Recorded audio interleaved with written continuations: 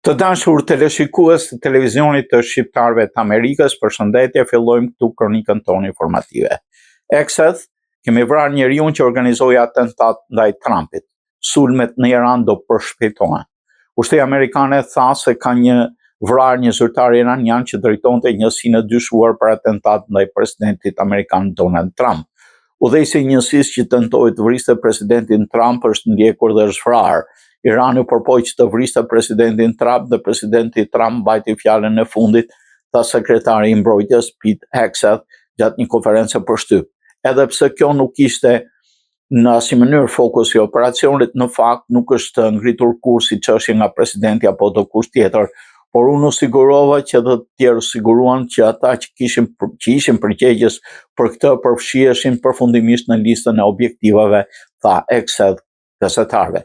Ai nuk bëri publik emrin e individit, por tha se operacioni zhvillua të martën në vitin 2024, Departamenti i Shtetit ngriti akuza ndaj një shtetësi iranian me lidhje për një komplot të dyshuar të urdhëruar nga Garda Revolucionare iraniane për të vrarë Trumpin. Teherani ka mohuar akuzat se ishte vënë në shënjesër Trumpin dhe zyrtar të tjerë amerikanë. Sekretari amerikan i mbrojtjes Pete Hegseth deklaroi se operacioni ushtarak i Shtetit Bashkuar kundër Iranit është ende në fazat e para, vetëm 4 apo 5 ditë pas nisjes së tij dhe paremëroi një përshkallëzim të mëtejshëm. Trump, operacionin tonë e vlerësoi me 15 nga 10 pikë të mundshme. Presidenti Donald Trump deklaroi këtë të mërkurë se beson se Irani do të kishte sulmuar Izraelin dhe ndoshta Shtetet e Bashkuara nëse ai nuk do të ishte urdhëruar më parë sulmet kundër Iranit. Mendoj se nëse nuk do ta kishin bërë ne të parët, ata do kishin bërë atë gjë ndaj Izraelit e ndoshta ndaj nesh, nëse do të ishte e mundur, tha Trump gjatë një eventi në shtëpinë e parë, duke përshkruar luftën si gjë e makniqme që po ndodh para syve tuaj. Po shkojmë shumë mirë në frontin e luftës, për të thënë but, tha Trump nga shtëpia e parë, do thoja dikush pyeti me një shkallë nga 1 deri në 10 si sa do ta vlerësonit, unë thash 15. Vlerësimi i tij përputhej me atë të zyrtarëve të tjerë të administratës që dhanë përgjegjësime për konfliktin.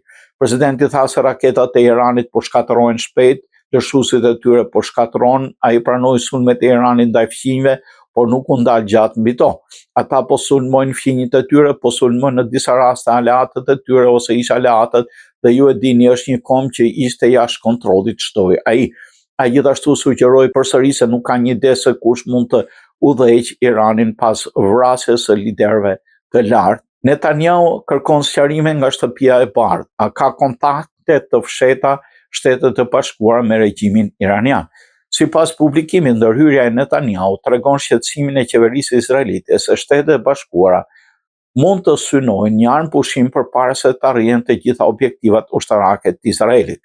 Raporti thekson se shërbimet izraelite të inteligjencës kishin marrë informacione që ngrinin dyshime për një formë komunikimi mes Iranit dhe administratës Trump me qëllim diskutimin e një armë pushimi të mundshëm. Të hënën, Netanyahu kontaktoi zyrtar shtëpisë së bardhë për të pyetur nëse kishin ndodhur bisedime apo shkëmbime mesazhesh të tilla. Shtëpia e bardhë i tha Bibit se administrata Trump nuk po fliste me iranianët pas shpinës së tij. Citohet e kanë thënë një nga burimet. Një zyrtar amerikan deklaroi se dërguari i posaçëm i Shteteve Bashkuara Steve Witkoff dhe këshilltari i ëndri Donald Trump, Jared Kushner, janë në komunikim pothuajse të përditshëm me Netanyahu dhe kreun e Mossadit David Barney dhe zyrtarë të tjerë izraelit. Sipas të njëjtit burim, pavarësisht tensioneve të mëparshme, koordinimi gjatë muajit të fundit ka qenë shumë i ngushtë. Ata e dinë që nuk po flasin me iranianët, theksoi zyrtari amerikan. Mesazhe nga Irani përmes vendeve të gjirit kanë ardhur. Një zyrtar amerikan dhe një burim tjetër me njohuri mbi çështjen tha se ditët e fundit Irani ka dërguar mesazhe drejt administratës Trump përmes vendeve të gjirit dhe shteteve të tjera të rajonit, por Shtetet e Bashkuara nuk janë përgjigjur. I trajtuam këto mesazhe si marrëzi, deklaroi zyrtari për Axios. Ndërkohë, New York Times raportoi se zyrtarët e Ministrisë të Inteligjencës së Iranit kanë kontaktuar në mënyrë indirekte me CIA-n përmes shërbimit sekret të një vendi të tretë për përfundimin e konfliktit. Një zyrtar amerikan deklaroi për gazetarët se as Steve Witkoff dhe as Jared Kushner nuk kanë zhvilluar bisedime me zyrtarë iranian si Ali Larijani apo Abbas Araghchi që nga nisja e luftës. Edhe vetë Donald Trump përjashtoi mundësinë e negociatave me regjimin iranian. Mbrojtja e tyre ajrore, aviacioni, marina dhe udhëheqja e tyre janë shkatruar. Ata duan të flasin, u thash shumë vonë, shkruaj në platformën Truth Social. Sulmi amerikano-izraelit ndaj Iranit, Pezeshkian, nuk kishim zgjidhje tjetër vetë se u vendmbrojtëm. Presidenti i Iranit Masoud Pezeshkian është drejtuar vendeve fqinje të gjithë, duke deklaruar se Irani nuk kishte zgjidhje tjetër përveç se të përgjigje sulmeve të ndërmarra nga Shtetet e Bashkuara të Amerikës dhe Izraeli. Sipas tij, pas nisjes së një fushate sulmesh ndaj Iranit dhe nga Shtetet e Bashkuara dhe Izraeli me 28 shkurt, Teherani reagoi duke lëshuar qindra raketa dhe dronë. Objektivat përfshin baza ushtarake amerikane si dhe infrastrukturë civile dhe energjetike në disa shtete të Gjirit, përfshirë Emiratet e Bashkuara Arabe, Katarin dhe Omanin. Në një postim në platformën X, Pezeshkian theksoi se Irani është përpjekur të shmangë për shkallëzimin e konfliktit dhe të evitojë një luftë të hapur në rajon. Megjithatë, ai shtoi se sulmet e Shtetit Bashkuar të Izraelit nuk i lanë vendit të tij asnjë mundësi tjetër përveç të mbrojë. Presidenti iranian nënvizoi gjithashtu se Irani respekton sovranitetin e vendeve fqinj dhe beson se paqja dhe siguria në rajon duhet të garantohen nga vetë shtetet e rajonit. Shtëpia e Bardhë mohon planin për përdorimin e forcave kurde në Iran. Shtëpia e Bardhë ka mohuar raportet se presidenti Donald Trump po planifikonte të armatoste forcat kurde për të nxitur një kryengritje popullore në Iran. Sekretarja e shtypit Caroline Levitt i quajti informacionin plotësisht të rrem dhe paremëroi mediat mos publikojnë atë. Levitt theksoi se Trump ka folur me udhëheqësit kurd vetëm për bazën amerikane në Irakun Verior, pa u dhënë mbështetje direkte për ndonjë operacion toksor në Iran. Edhe sekretari i mbrojtjes Pete Hegseth distancoi Shtetet e Bashkuara nga raporte të tilla duke deklaruar se objektivat amerikane nuk përfshin armatosjen e ndonjë force të veçantë. Megjithatë, disa media përfshirë CNN raportojnë se operacioni mund të zhvillohet në ditët në vijim duke përfshirë pjesëmarrjen e popullit kurd i cili është vendas në linjën e mesme, por nuk ka një shtet pavarur. Sipas Sky News, kurdët janë populli më i madh pa shtet në botë me 45 milion banor. James Talarico, fytyra e re e demokratëve në Texas për zgjedhjet e ardhshme për Senatin. Politikani i ri demokrat nga Texasi, James Talarico, është shpallur si një nga figurat më premtuese të Partisë Demokratike për zgjedhjet e ardhshme për Senatin Amerikan, pasi fitoi garën paraprake të partisë së tij në një përballje të ndjekur nga afër në këtë shtet. Përfaqësuesi i shtetit të Texasit nga Austin arriti të mposhtë kongresmenen Jasmine Crockett në primare demokratike duke siguruar nominimin e partisë për garën drejt Senatit të Shteteve të Bashkuara. Fitoria e tij po shihet nga analistët politikë si një moment i rëndësishëm për demokratët, të cilët kërkojnë të forcojnë pozitat e tyre në zgjedhjet e ndërmjetme. Në zgjedhjet e përgjithshme, Talarico do të përballet me kandidatin republikan që do dalë nga balotazhi i majt me senatorit aktual të Texasit John Cornyn dhe prokurorit përgjithshëm të shtetit Ken Paxton. Gara mes tyre dy figurave të njohur republikane pritet të jetë paqe fortë dhe rëndësishme për balancën politike në Senatin Amerikan.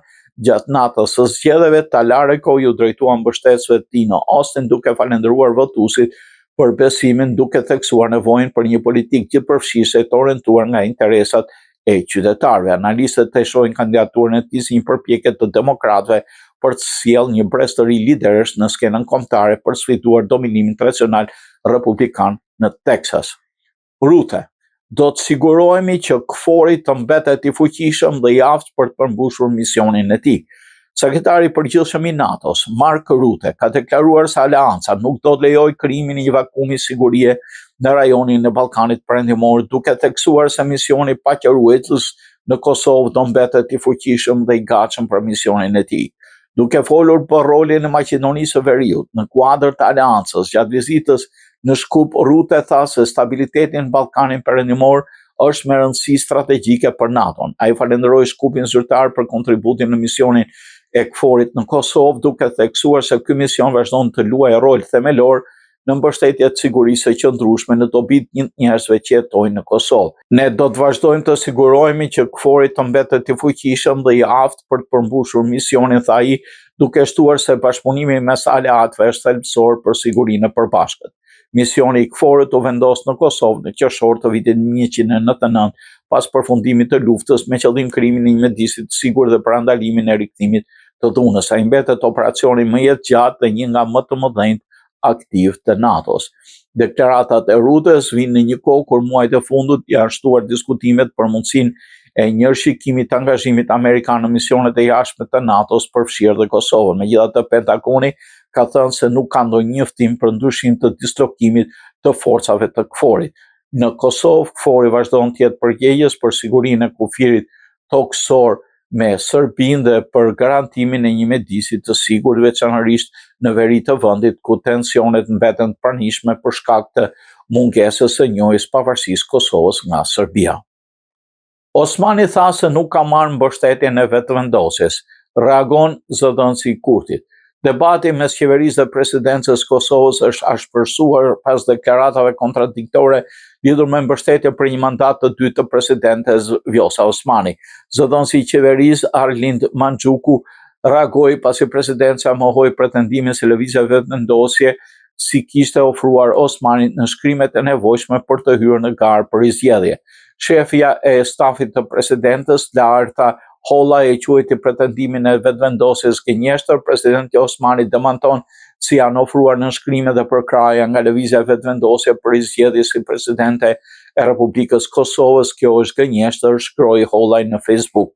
Në kundërpërgjigje, Mandxhuku deklaroi se rrjetet sociale lëvizja vetëvendosje është e gatshme të ofrojë 30 në shkrimet e kërkuara, madje edhe më shumë. Nëse shefja e zyrës presidentes ka dyshime se nuk i kemi premtuar presidentes 30 në shkrime, e ftoi që sonte të vinë në zyrat të lëvizjes ku do ketë edhe 3 më shumë se kandidati Glauc Konjuca, pra 33, shkroi ai. Ndërkohë, Holla i kritikoi mënyrën se sipas saj po trajtohet procesi i inaugurimit së Osmanit, duke cilësuar se përpjekje për të përdorur si formalitet për të fajsuar opozitën në rast të shkuarjes në zgjedhje. Sipas Kushtetutës Kosovës, presidenti i ri duhet të zgjidhet 30 ditë para përfundimit të mandatit të presidentit aktual, pra i bie dita e sotme, ndërsa mandati i Osmanit përfundon me 4 prill. Pasivizimi i adresave të shqiptarëve në luginën e Preshevës. Gjykata e Strasburgut regjistron padi kundër Serbisë. Gjykata e Strasburgut për herë të parë ka regjistruar padinë të cilën e ka dorëzuar kundër Serbisë lidhur me pasivizimin e adresave të shqiptarëve që jetojnë në luginë Preshevës, Medveç dhe Bujanoc. Padia është dorëzuar për shkelje të drejtave të njerëzit që kanë ndodhur ndaj Tehuta Fazliut.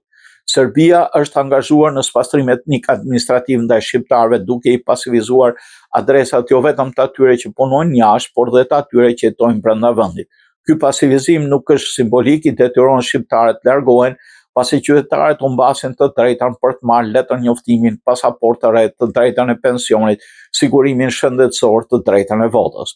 Regjistrimi i padisë dhe pajisja me numër aplikimi nga Gjykata e Strasburgut është një hap procedural shumë i rëndësishëm, duke marrë parasysh se kjo gjykatë refuzon mbi 90% të rasteve që në fazën fillestare. Qëllimi im kryesor është që përmes këtij rasti gjykata të zbatojë procedurën e vendimit pilot, rregulla 61. Kjo do të thotë se vendimi mos mbetet vetëm për Teutën, por ta detyrojë Serbinë të ndalojë këtë praktikë sistematike për të gjithë dhe të aplikohet në gjitha rastet e ngjashme. Në të njëjtën kohë bëhet thirrje gjithë të prekurve nga pasivizimi që të ndjekin procedurat e brendshme ligjore në Serbi, pa marrë parasysh faktin se Serbia i refuzon ato, ka shkruar avokati Drini Grashdani.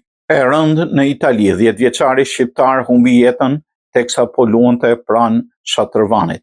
Një 10 vjeçar shqiptar humbi jetën teksa goditi kokën në murin e Shatërvanit. Mediat italiane shkruan se mjekët u përpoqën mbi 45 minuta ta mbarnin në jetë pacientin e vogël, por nuk pati sukses. Sipas mediave italiane, ngjarja ka ndodhur në Foggia të Italisë.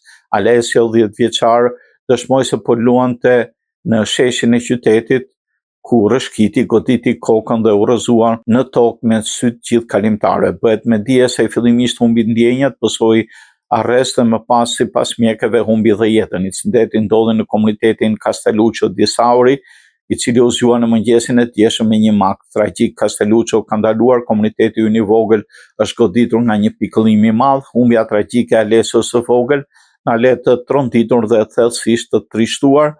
Një jetë e re ndërprerë është një plagë që përshkron gjithë qytetin, duke prekur çdo familje, çdo prind, çdo gjysh, shpjegoi kryebashkiaku Azoni duke shprehur ngushëllimin të administratës për ngjarjen. Në këtë moment errësira dhe mosbesimi nuk ka fjalë të afta për të lehtësuar një vujtje kaq të tillë. Gjithë komuniteti i Kasteluçit mblidhet me emocion dhe respekt rreth familjes së Alesios. Sipas rindërtimit të skenës, fëmia po lunte pranë një shatrivani ku ra dhe goditi me forcë qafën dhe gjoksin në mur. Goditja bëri që Alesio të humbiste frymën dhe të pësonte arrest kardiak, siç u përmend, përpjekjet e shërbimeve të urgjencës, të cilët kaluan më shumë se 45 minuta, nuk arritën.